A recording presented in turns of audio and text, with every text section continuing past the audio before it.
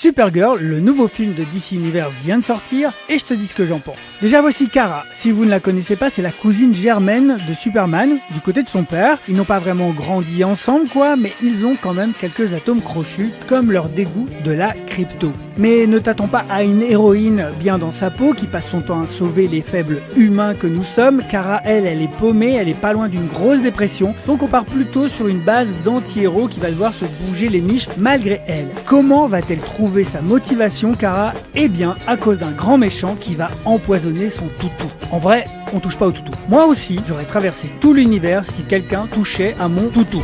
Bon, eh bien, on en pense quoi finalement? Déjà, l'actrice Millie Alcock, elle est plutôt convaincante. Un petit côté Wolverine coincé dans un look de jeune étudiante, elle arrive à donner vie et crédibilité à ce personnage plutôt complexe. On salue aussi l'apparition de Jason Momoa, le chasseur de primes galactique Lobo, qui ressemble en tout point à un membre de Kiss. Ça se voit que c'est un rôle qu'il a toujours rêvé d'incarner. Le grand méchant par contre, tous mes respects à Matthias Schoenaerts car il va être rapidement oublié. C'est pas ce qu'on appelle un méchant iconique, pourtant il n'en manque pas dans l'univers d'ici et c'est bien dommage. Question réelle, ambiance, costume, difficile de ne pas comparer aux Gardiens de la Galaxie, même si c'est assez bien fait. Pour l'univers est crédible, on croise full extraterrestre, c'est un bon point. Alors si tu aimes les films de super-héros, tu ne devrais pas être déçu, celui-ci coche toutes les cases. Par contre, pas sûr que ce Supergirl te marque à jamais.